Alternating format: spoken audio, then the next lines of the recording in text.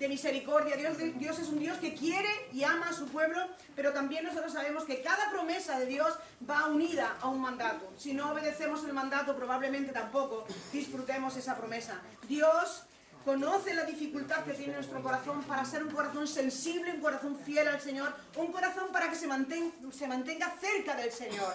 Y Él, en el tiempo de la cautividad del pueblo de Israel, en todo ese tiempo que estuvieron en Egipto, que fueron muchísimos años, salieron de Egipto y fueron liberados de esas cadenas, pero no se dieron cuenta que el corazón todavía estaba cautivo, que el corazón continuaba en Egipto. Y la restauración de un corazón con esclerocardia, un corazón insensible, un corazón incrédulo, es volverlo al principio, volverlo al lugar donde debía estar, que ese es el suspiro de Dios, ¿no? ¿Quién quisiera que toda su vida tuviesen un corazón como ese? Deuteronomio 30, 2 y 3 dice: y si te convirtieres a Jehová tu Dios y obedecieres a su voz conforme a todo lo que yo te mando hoy, tú y tus hijos, con todo tu corazón y con toda tu alma, entonces Jehová hará volver a tus cautivos y tendrá misericordia de ti. Y hay infinidad de referencias en la Escritura acerca del corazón y de la dificultad, del problema que tiene nuestro corazón, de la dificultad que tiene nuestro corazón que en ese tiempo de esclavitud ha desarrollado unos patrones, ha desarrollado unas fortalezas que luego el Señor tiene que ir derribando una a una, porque se dificulta nuestra relación con el Señor. Y de eso es de lo que el Señor quiere hablarnos. El suspiro de Dios, de que siempre tuviésemos un corazón así, como el del principio, como el que tenías cuando Dios te habló por primera vez, cuando conociste al Señor. Ese tipo de corazón sensible es el corazón que el Señor quiere tener. Ese corazón del principio es el corazón que Dios quiere que mantengas para siempre, como hemos visto, ¿no? Un amor que se mantiene en el tiempo, un amor que profundiza en el tiempo, al contrario de lo que se puede ver, ¿verdad? Un amor que se enfría, ¿no? Un amor que profundiza y profundiza a lo largo del tiempo y que se hace más sólido, más consolidado, si cabe. Ese es el suspiro de nuestro Dios, que nosotros podamos mantener ese tipo de corazón que teníamos al principio cuando le conocíamos. ¿Te acuerdas cuando conociste al Señor, cómo estaba tu corazón, cómo vibraba tu corazón en su presencia? Pues el Señor quiere que ese tipo de corazón todavía continúe. En cierta ocasión vamos a basar las dos plenarias en el libro de Isaías, porque es el libro que habla de la libertad de la cautividad. Es un libro maravilloso. El profeta Isaías dicen que es el quinto evangelio, porque habla de esa libertad en Cristo también. Y dice el capítulo 57, versículo 11: ¿de quién te asustaste y temiste que has faltado la fe? Y no te has acordado de mí, ni te vino el pensamiento. No he guardado silencio desde tiempos antiguos y nunca me has tenido. Dios acusa a su pueblo de tener falta de fe en Él. Pero no fe en el sentido de creer que Dios existe, porque eso, ¿verdad? ¿Quién no va a creer que Dios existe? Estamos aquí, somos creyentes. Sino creer a Dios, que es diferente que creer en Dios, ¿verdad? Es un paso más, creer a Dios. Y aquí podemos ver tres consecuencias de un corazón afectado por la incredulidad. Es una paradoja. Es un oxímoron, un creyente incrédulo, eso cómo se toma, ¿no? Pero hay realidad, en la realidad de la vida cristiana lo podemos ver que hay incredulidad en nuestros corazones. Y hay tres consecuencias terribles de la incredulidad, de un corazón afectado por incredulidad. La primera consecuencia de un corazón afectado por incredulidad es ansiedad y miedo. La ansiedad dice, ¿de quién has temido? ¿No? ¿De quién tienes temor? Pero Dios no está hablando del temor del bueno, porque el temor de Jehová es necesario, ¿verdad? Es lo que el Señor nos está pidiendo, que le temamos, pero no en el sentido de tener ese pavor, sino de reverencia a nuestro Dios. Eso es lo que significa, un temor reverente en adoración. Pero ellos tenían un temor, pero del malo. ¿De quién has temido? Porque quien no teme a Dios, teme cualquier otra cosa. Y teme un montón de cosas que van a suceder a lo largo de nuestra vida, como ellos estaban hablando y como realmente nosotros sabemos que tarde o temprano todos nosotros vamos a padecer. Entonces, si tú tienes ese temor reverente del Señor, esa confianza en el Señor, el otro temor no te va a asustar. Dice, asustaste. ¿De quién te pusiste? ¿Por qué te pusiste ansioso? Le está diciendo Dios a Israel. ¿Por qué te preocupaste? ¿Por qué te afligiste? Y la palabra temor es amedrentarte, tener miedo. El abandono de Jehová por parte de Judá y todavía de Israel, incluso más, les introdujo en un temor de Asiria. Y fingieron que la razón que tenían para alejarse de Dios es que Dios era un Dios demasiado severo, demasiado duro. Y nos tenemos que hacer y fabricar ídolos a nuestra imagen y semejanza. Ídolos que no te van a reprochar, no te van a reprender. Y nosotros hacemos mucho alarde de ser un pueblo que no tiene ídolos, ¿verdad? No tenemos imágenes en nuestras paredes, Los templos están vacíos de imágenes, ¿verdad que sí? Pero los ídolos están en el corazón y son muchísimo peores. Entonces Dios nos dice que tengamos cuidado con esto, ¿no? Fingir la fe es terrible. Consideraban que debían fabricarse sus propios dioses como las naciones paganas. Dioses que estaban mudos y sorditos para que se mantuviesen calladitos, ¿no? Así que con estas cosas preguntan a Dios y Dios les hace reflexionar. ¿Qué os ha pasado? ¿Qué os ha ocasionado miedo? Y ese miedo os impulsa a prácticas inicuas, desesperadas. Y el Señor les tiene que llamar la atención. Pero ¿quién temían de verdad? No temían a Dios. Porque obviamente, si hubiesen temido a Dios, el solo hecho de pensar en la idolatría ya debía haberles asustado el hecho de que Dios, ¿qué podría pensar Dios? Así que al sacar a Dios de aquella relación espiritual estaban mintiendo en cuanto al temor, la procedencia de ese temor, puesto que al único que verdaderamente debían temer, al único que debemos temer, al único que debemos adorar, el único que debemos confiar es en nuestro Dios. Dice Proverbios 29-25, el temor del hombre pondrá lazo, mas el que confía en Jehová será exaltado. Cualquier temor que podamos tener en cualquier situación, en cualquier circunstancia, nos va a poner lazo. Pero temer al Señor, confiar en el Señor, eso es lo que realmente nos va a ayudar a vivir. Aquellos que fingen ante Dios hacen que parezca que no se asombran de Él. La frase has faltado la fe es que estaban fingiendo la fe. Y esto es muy peligroso porque a los que o han nacido en el Evangelio, han pasado muchos años en el Evangelio, podemos entrar en esa religiosidad perniciosa, peligrosa, que nos hace a veces fingir que realmente somos lo que no somos y otras veces simular que somos lo que no somos. Y las dos cosas son hipocresía, que significa, la palabra hipocresía es ser un actor en el original, ¿no? Literalmente Dios le dice, sois unos mentirosos, habéis faltado a la fe, os habéis burlado, habéis traicionado mi confianza. Así que lo que Dios le está diciendo al pueblo es que habían hecho falsas profesiones de fe. Y yo espero que aquí no haya nadie que haya hecho una falsa profesión de fe. No podemos dudar de nuestra salvación, pero tenemos que estar seguros realmente de quién hemos creído y cómo hemos creído en el Señor. Así que compraron el favor humano por temor al ser humano y sin temer que realmente en quien deberían estar confiando y quien deberían estar teniendo y adorando es al Señor. Y el Señor les tiene que decir, yo soy vuestro consolador. ¿Quién eres tú para que tengas temor del hombre? Es mortal, es el hijo del hombre, no es como yo, es como heno, dice el Señor en Isaías 51:12. Aquel temor reverente que sintieron delante del Sinaí era auténtico, por eso Dios dice, ojalá, como decía Esteban ayer, ojalá sea este mismo el sentimiento que tengan el resto de sus días. Porque aquel temor que tuvieron, aunque nos parecería terrible, ¿no? Que no quisieran acercarse a Dios y que mandasen a Moisés, toma, vete tú, que a nosotros nos da risa, ¿no? Como dice el chiste. No.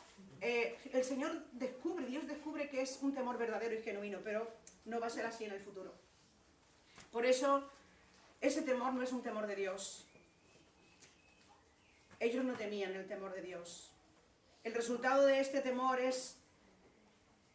el resultado del temor de Dios es fe absoluta en Dios y en sus promesas. Tenemos el relato de Génesis capítulo 15, donde Dios llama a Abraham, ¿verdad? Y dice al final del texto que creyó a Jehová. Y luego el apóstol Pablo nos dice, ¿por qué dice la Escritura creyó Abraham a Dios y le fue contado por justicia? Porque no es lo mismo creer en Dios que creer a Dios. Y sabemos las vicisitudes que tuvo que pasar Abraham hasta que vino el hijo de la promesa. Y fijaos que el apóstol Pablo dice que creyó a Dios en esperanza, contra todo pronóstico. Cuando todo está en contra, tu fe tiene que ser suficiente para acercarte a Dios. Así que esa es la verdadera adoración, la verdadera fe. Creer tanto en el Antiguo Testamento como en el Nuevo Testamento dice una cosa, es estar firmemente persuadido de algo. ¿O no dice eso Hebreos 11:1? Es pues la fe, la certeza de lo que se espera, la convicción de lo que no se ve. Pero ¿cómo no nos lo sabemos, verdad, hermanos? Pero esperamos que esta palabra y el resto de palabras no sean palabras en concepto, como muchas veces nos sucede. Porque cuando llega la tribulación, cuando llega la dificultad, cuando llega el problema, es cuando vamos a poner a prueba si realmente tenemos ese tipo de fe. Porque cuando todo va bien, ¿verdad? Es fácil decir que tenemos la convicción de lo que no vemos, la certeza de lo que esperamos. pero cuando llega el momento de la aflicción es cuando realmente se ve el calibre de nuestra fe. Y es ahí donde se ve, porque nos hemos dado cuenta y nos hemos encontrado a nosotros mismos teniendo demasiada palabra en concepto, pero poca palabra en la práctica. Poca palabra vivida, y eso es muy importante para nosotros. Por lo tanto, la incredulidad es la falta de fe en Dios y es el obstáculo más grande que nos pueda impedir acercarnos a Dios y recibir sus promesas. Y esta es la razón por la que los israelitas que salieron de Egipto no entraron en la tierra prometida, como se nos recordaba esta mañana, por tener un corazón malo de incredulidad. Y nosotros somos el Israel espiritual y podría sucedernos lo mismo. Y esta es la razón por la que Jesús no pudo hacer milagros en Nazaret, debido a la incredulidad del corazón. Y la incredulidad conduce a una eternidad sin Dios. Yo no sé si hay aquí, estará de alguna persona que no conoce a Cristo, pero la incredulidad te va a llevar al infierno. Y eso es una cosa muy grave. Es ahora cuando hay que tener fe, es ahora cuando hay que creer en la palabra del Señor. El Señor dice en Juan 3:18 que el que cree no es condenado, pero el que no cree ya ha sido condenado porque no ha creído en el nombre del unigénito Hijo de Dios. Muchos temen lo que tienen que abandonar, lo que tienen que dejar para seguir al Señor, pero no temen la eternidad. Y el Señor dice que eso es lo que hay que temer realmente, porque ¿qué os enseñaré que debéis temer? Temed a aquel que después de haber quitado la vida tiene poder para echar en el infierno. Sí, os digo, a este temer. Es la verdad de nuestras vidas. Tenemos que seguir no solamente en aquel día que entregamos nuestra vida a Cristo, sino todos los días de nuestra vida con un voto constante de obediencia al Señor, como se nos exhortaba anoche y esta mañana. La segunda consecuencia de un corazón afectado por incredulidad es amnesia espiritual. La amnesia es terrible, ¿no? La amnesia no solamente sucede físicamente, pero que también espiritualmente. Dice, ¿no te has acordado de mí? ¡Qué terrible es no acordarse de Dios! ¿Te imaginas que Ruth no se acuerde ya más de ti? ¿Te imaginas que tú no te acuerdes de Ruth? Eso en nuestros matrimonios y en nuestras relaciones ni nos lo imaginábamos, pero sin embargo el pueblo de Dios se olvidó de Dios. No te has acordado de mí, después va a decir, ni te vino el pensamiento, todavía peor, ¿no? No solamente no acordarse, sino no tenerlo en el pensamiento del Señor. La palabra aquí es no guardarlo en la mente, no tener memoria de Dios. Hay un texto precioso en Isaías que dice, tu nombre y tu memoria son el deseo de nuestra alma. No podemos dejar de olvidarnos de Dios, de lo que Dios nos ha hecho, de donde Dios nos sacó. No podemos. Y no acordarse de Dios es olvidar a quién se merece, a quién se dirige la adoración. Tenemos grupos de alabanza maravillosos, muchos grupos de alabanza, qué bendición, ¿no? Pero que no se nos olvide que por muchos grupos de alabanza y por muchas tecnología que tengamos, a quien va dirigida la adoración es al Señor. No nos contentamos a nosotros mismos. No cantamos para nuestro propio deleite, cantamos para el deleite de Dios. Y me he dado cuenta que las palabras que cantáis tienen mucha doctrina. Y eso es muy bueno, porque no podemos perder de vista a quien estamos adorando. Bueno, pues el pueblo de Israel se había olvidado de adorar al Señor. No te has acordado de mí, ni de lo que te he dicho, ni de aquellas promesas que hiciste conmigo, aquel pacto de caminar juntos. No acordarse de Dios es olvidar todas sus obras, todas sus promesas, todo lo que Dios ha hecho en tu vida a lo largo de tus años de creyente. Los míos 45, no sé cuántos son los tuyos. Muchas veces le preguntamos a alguien, ¿cuántos años hace que conoces al Señor? Y te dicen, pues 50 años. Pero luego después nos fijamos en la vida y no son 50 años, es un año 50 veces repetido. Y eso es un problema, y eso fue lo que le pasó al pueblo de Israel. 40 años en el desierto, dando vueltas y vueltas y vueltas, no habían avanzado nada, no avanzaban nada. En 11, 15 días habían llegado a Canaán. Sin embargo, estuvieron dando vueltas y vueltas y vueltas. Y el desierto es un tipo de nuestro peregrinaje en la vida cristiana, a lo largo de nuestra vida cristiana. Así que tenemos que prestar atención a ver si estamos creciendo espiritualmente o estamos dando vueltas en el desierto. Y pensamos que tenemos una gran trayectoria en el Señor y lo que hemos hecho es repetir ese año de experiencia, el primer año de experiencia en nuestra vida. El Señor dice, cuídate de no olvidarte de Jehová tu Dios para cumplir sus mandamientos, sus decretos y sus estatutos que yo te ordeno hoy. No suceda que cuando te sacies, ¿verdad? Porque el Señor nos va a prosperar, ¿a que sí? Claro que sí. Y edifiques buenas casas en que habites y tus vacas y tus ovejas se aumenten y la plata y el oro se te multipliquen. ¿Aplauso? Y todo lo que tuvieres aumente, porque Dios es un Dios de bendición. Amén. Y no estamos aquí para predicar el Evangelio de la prosperidad, ojo.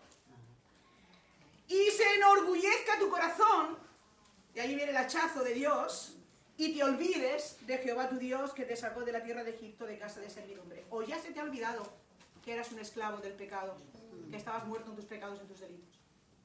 Que no se nos olvide. Porque el pueblo de Israel tenía muy mala memoria. Y nosotros podemos caer en el mismo error. La amnesia espiritual se olvida de quién es Dios. ¡Qué cosa tan terrible! Yo espero que, aunque no sé qué pasará mañana, pero yo le digo al Señor, Señor, yo me comprometo hoy a amarte como hicimos en esos votos de matrimonio, pase lo que pase, en la salud y en la enfermedad, sin saber qué iba a pasar, ¿verdad? Yo me comprometo a amarte aunque mañana tenga Alzheimer. Y aunque en mi presente yo me pueda olvidar de ti, yo sé que mi corazón no me va a olvidar. Y esto es algo terrible. Olvidarnos de Dios, ¿sabemos lo que estamos diciendo? Olvidarse de Dios, podemos caer en ese error. Ni te vine al pensamiento. ¡Qué terrible!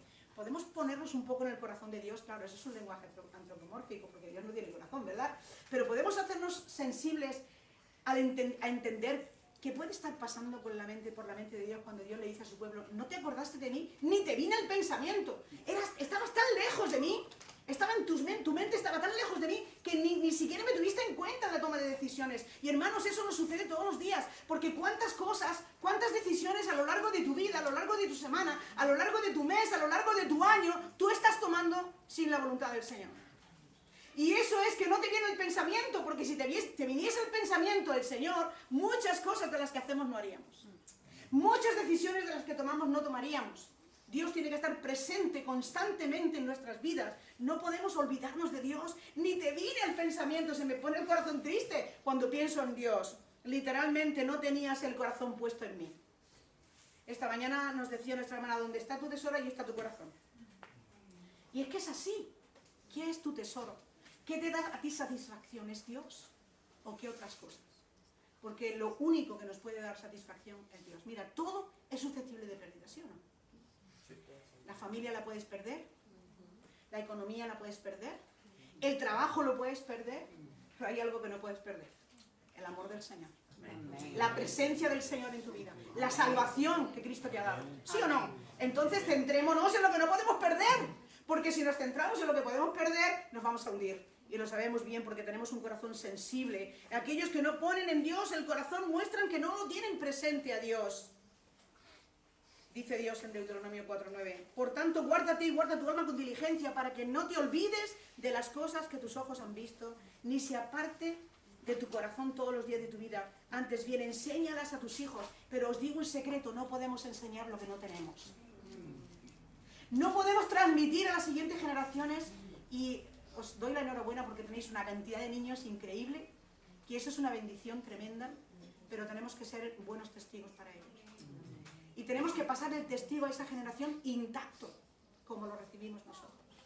Si no tenemos esto en el corazón, difícilmente lo vamos a poder transmitir, porque somos transmisores de lo que somos. Así que, para que, como dice también el texto lema, para que a nosotros y a nuestros hijos, y a los hijos de nuestros hijos, les vaya bien, tienen que ser fundamentados, cimentados en la palabra de Dios. Mucha gente se echa a perder por las decisiones que toman.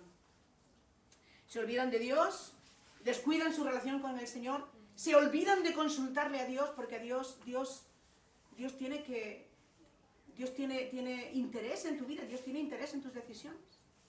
Dios tiene un propósito para tu vida. Estamos con este lema, para un propósito mayor. ¿Tú sabes cuál es ese propósito de Dios para tu vida?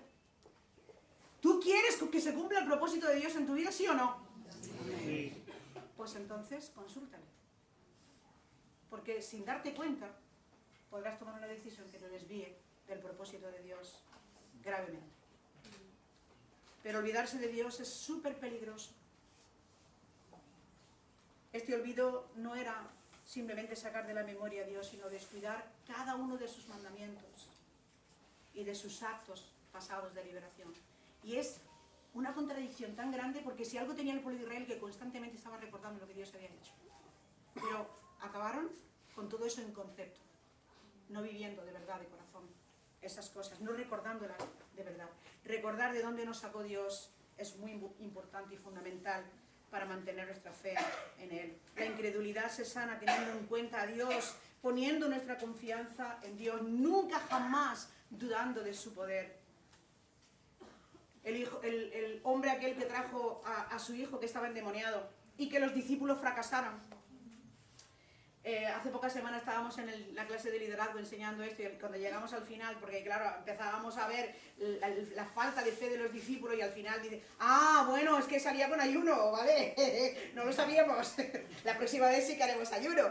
Nos damos cuenta de la debilidad que tenemos, pero cuando Jesús se acerca y el hombre, el padre le dice, ¿puedes sanar a mi hijo?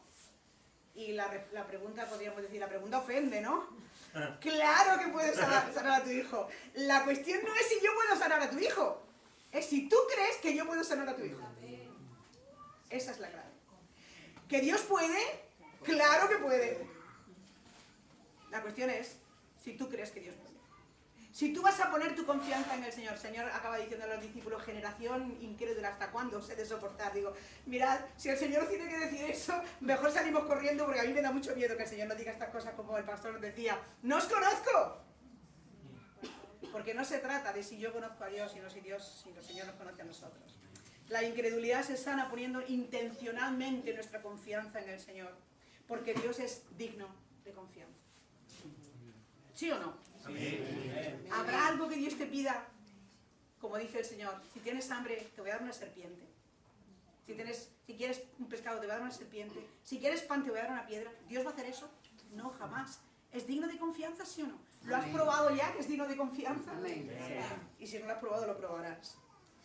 Porque tiene totalmente el poder para librarnos. ¿Os acordáis de lo que dijo Daniel en el foso? Antes, ¿no? Antes de entrar en el foso.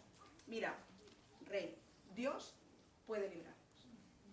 Yo tengo confianza en que Dios puede librarnos. Pero aunque no lo haga, nunca jamás te serviremos. Eso es confianza.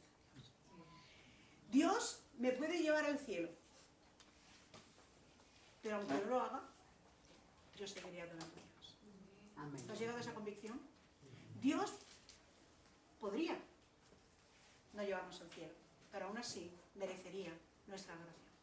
Aún así merecería nuestra obediencia. Aún así merecería que le adorásemos con todo nuestro corazón. Y la tercera consecuencia de un corazón afectado por la incredulidad es confundir benignidad con condescendencia. No te confundas, Dios no es un ancianito allí esperando que te comportes bien y darte lo que mereces. No, Dios no está para satisfacerte. Nosotros estamos para satisfacer a Dios. Dios no está para hacerte feliz a ti. A mí, ¿vale? A ninguno de nosotros. Está para que nosotros glorifiquemos su nombre. Y dice Dios, no he guardado silencio desde hace tiempo y nunca me has temido. Y el silencio de Dios, porque Dios en algunos momentos de la historia ha guardado silencio, 400 años, más de 400 años en el periodo intertestamentario. Dios está guardando silencio porque está haciendo otra cosa, está obrando de otra manera. El silencio de Dios no es condescendencia con tu pecado. ¿Qué le pasó a Jonás? Oh, no pasa nada, me voy a Tarsis. Vaya, ¿quién quiere ir a Nínive? Menudos son los ninivitas. Yo me cojo un billetito y me voy a las playas de Alicante. Ahí se está muy bien. ¿Quién quiere ir a Nínive? ¿A que le maten? Vamos a ver, ¿es de necios? ¿No? Claro. No, pero tú tienes que ir a Nínive y además con un sermón horrible. De aquí a 3 días no había oración capturadora, no había introducción y no había conclusión. De aquí a 3 días, si no os arrepentís, el Señor va a destruir Nínive. Menudo sermón. Y así constantemente. Claro, el pobre se puso en situación y dijo, yo me voy a Tarsis, pero ya. Y entonces sabéis la historia, ¿verdad que sí? Tomó su tiempo, no pasa nada. Oye, esto quiere decir que no pasa nada si desobedezco a Dios, ¿verdad? Así pensamos.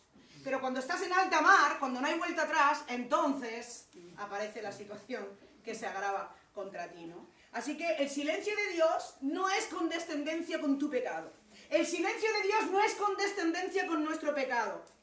Es porque Dios está en su grandísima, inmensa misericordia esperando que te vuelvas a Él.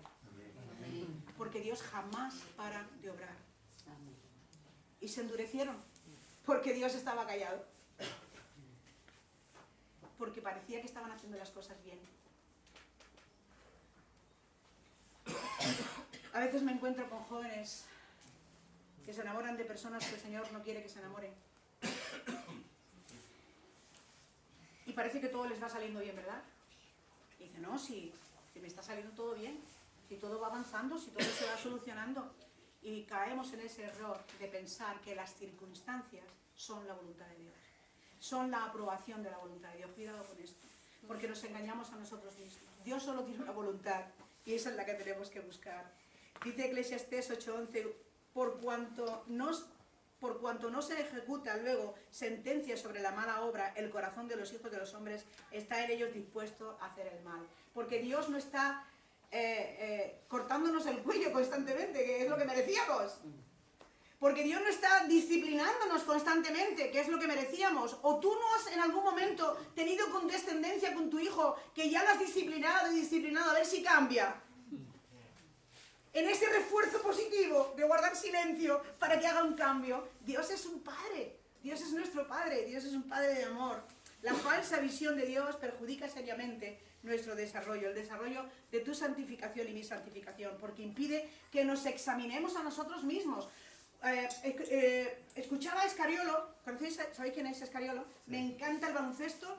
Cuando llega el mes de agosto, septiembre, nos tenemos que ver los partidos del nacional, de los campeonatos, porque el baloncesto me gusta. Y decía un día, porque la Roja, ¿no?, en el baloncesto, había perdido el primer partido. Bueno, había mucho tiempo para seguir adelante y poder ganar, pero habían perdido el partido. Entonces un entrevistador de estos de deportivo le pregunta a Escariolo que qué pasa, que si no le preocupa que sus deportistas, sus jugadores hayan perdido este partido. Y él dice que no. No, porque cuando perdemos, eso nos desafía a ser mejores mañana. Porque cuando perdemos, nos damos cuenta que estamos fallando, pero cuando no perdemos, nos dormimos en nuestros laureles que bien lo estamos haciendo, ¿verdad? Y nos desafía mucho más la pérdida que la victoria. Y así debería ser con nosotros también, hermanos. Dice el apóstol Pablo en 2 Corintios 13:5, examinaos a vosotros mismos si estáis en la fe. Que el pastor tenga que estar examinándoos constantemente es un cansancio enorme. Que lo decimos nosotros que somos pastores. Si tú te examinas, si tú te autoevalúas espiritualmente, tú te vas a dar cuenta de dónde está tu vida. Y vas a poner remedio. Y tu pastor te lo va a agradecer. Porque le vas a quitar mucho trabajo. Examinaos, le dice el apóstol Pablo a los Corintios, vosotros a vosotros mismos si estáis en la fe. Si sois creyentes, le está diciendo. Si seguís el camino, si seguís la senda, si seguís a Cristo, probaos a vosotros mismos. ¿O no os conocéis vosotros a vosotros mismos? Que Jesucristo está en vosotros y hace aquí un pequeño giro. A menos, como una condición, que estéis reprobados. Sí, a menos que no seáis creyentes.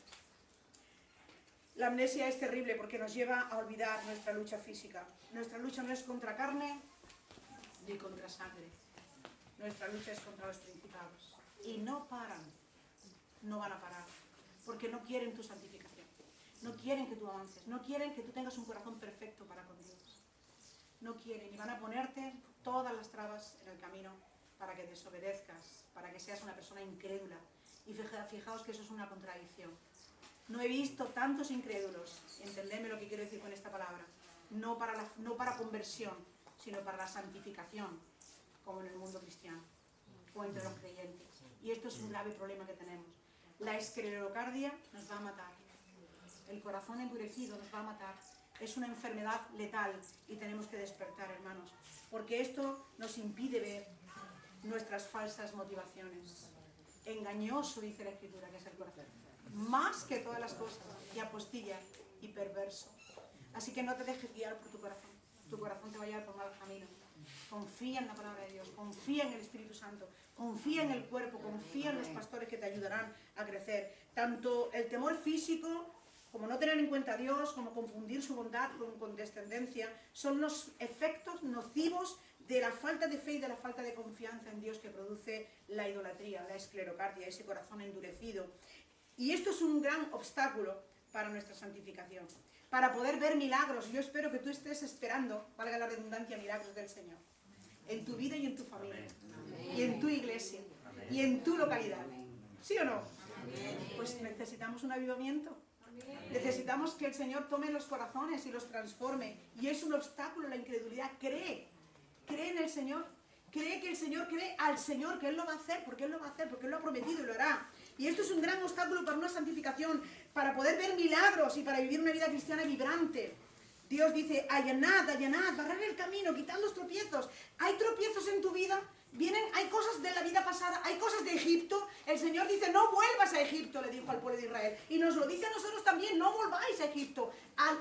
Romper toda ligadura con Egipto, romper todo compañerismo con Egipto. Olvidémonos de todo lo que dejamos atrás cuando no conocíamos al Señor. Ahora somos nuevas criaturas. Allanad, quitad los obstáculos. ¿Por qué? Porque viene detrás de nosotros una generación nueva que necesita conocer a Cristo de verdad, sincera y sencillamente, pasarles el testigo libremente, como sabemos. Quitad los tropiezos de mi camino, porque así dijo el alto y el sublime, el que habita en la eternidad y cuyo nombre es el Santo. Fijaos qué cosa tan tremenda. Yo habito en la altura y la santidad y con el corazón humilde y quebrantado de espíritu, dice el Señor. Qué cosa tan tremenda que el Dios del cielo y de la tierra, el Santísimo, el 3 veces Santo, habita en tu corazón cuando está quebrantado. Eso es algo increíble, es un milagro. Eso sí que es un milagro, ¿no?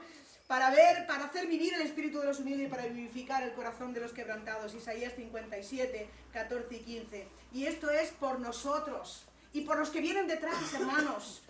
Si la falta de fe o crees no tener suficiente, pídele a Dios que te ayude como al padre de aquel. Señor, yo sé que mi fe no es suficiente, que no es perfecta. Por eso le dice, creo. Y entra en una contradicción. Creo, pero ayuda a mi incredulidad. ¿Y qué significa eso? Claro que creo en ti, pero sé que mi fe no es perfecta. Ayúdame, Señor. Ayúdame, Señor. Y estoy segura que el Señor nos va a ayudar. Porque es lo que Él quiere. Glorifica al Señor. No tengas un corazón incrédulo. No tengas esclerocardia. Señor, te damos gracias por tu amor, por tu misericordia y por tu palabra. Ayúdanos, Señor, a llevarla a cabo en nuestras vidas. Ayúdanos, Señor, a ser sensibles a tu voz. Ayúdanos, Señor, a reconocer nuestra necesidad, nuestra dependencia de ti. Ayúdanos, Señor, a entender dónde estamos, Padre, lo que quieres hacer en nuestras vidas. Líbranos, Señor, de un corazón incrédulo. Ayúdanos a tener ese corazón sensible conforme a tu propósito, Señor. Porque tú cumplirás tu propósito en nosotros, Señor. No abandones la obra de tus manos. Tú comenzaste esta obra, la estás perfeccionando hasta el día de Jesucristo. Te amamos, Señor, y te damos muchísimas gracias porque una vez más tú nos recuerdas estas cosas y nos dices cuánto nos amas y cómo padece tu corazón, Señor, por causa nuestra. Ayúdanos, Padre, a acercarnos a ti, a amarte más, a dártelo todo, a que tú seas el deleite y la satisfacción de nuestra alma. Te bendigo, te glorifico y te doy las gracias en el nombre de Jesús. Amén. El Señor continúe bendiciendo vuestras vidas y da tiempo para que vayamos a comer, ¿eh? Amén.